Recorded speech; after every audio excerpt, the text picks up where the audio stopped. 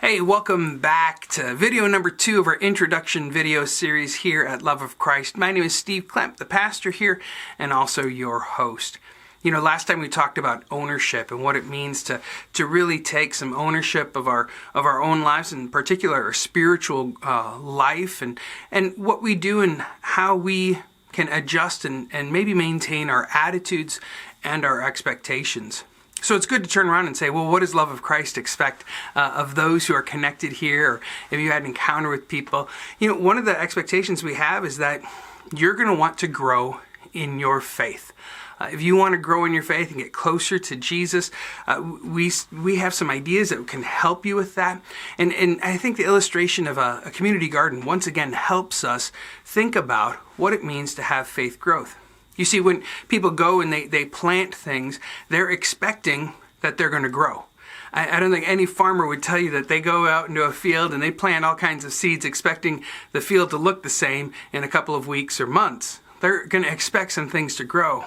But in order for that to grow, they have to pay special attention to 3 important factors. What is the moisture level of the soil? Is the soil in good nutritional shape? Is it providing nutrients to the plants themselves? And is the sun, they having a good environment or a good exposure to that light?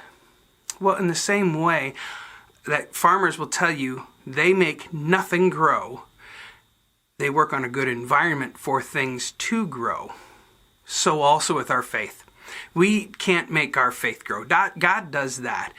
But if we pay attention to the environment in which we're living, we can make things in the best possible way for growth.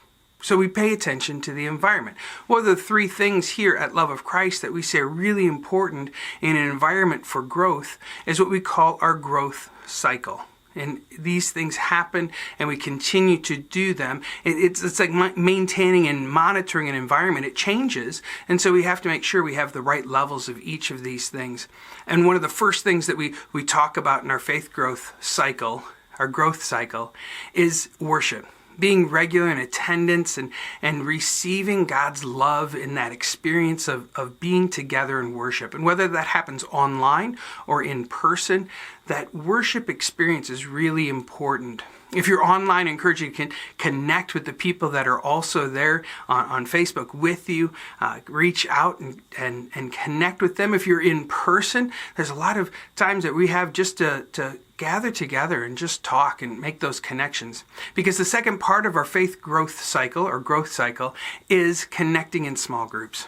We know that this is an important environment for us to maintain and monitor so that we can grow.